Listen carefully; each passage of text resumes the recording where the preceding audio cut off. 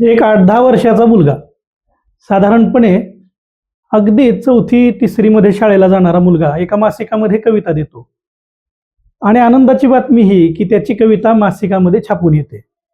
तिथून मिळालेलं प्रोत्साहन, तिथून मिळालेली प्रेरणा आणि तिथून सुरू झालेला लेखनाचा प्रवास हा थांबतच नाही.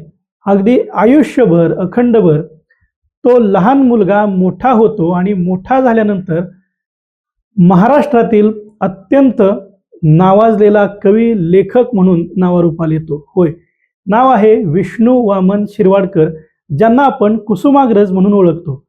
यांच्याच नावे आज एक महत्त्वाचा दिन आहे, तो म्हणजे मराठी राजभाषा दिन.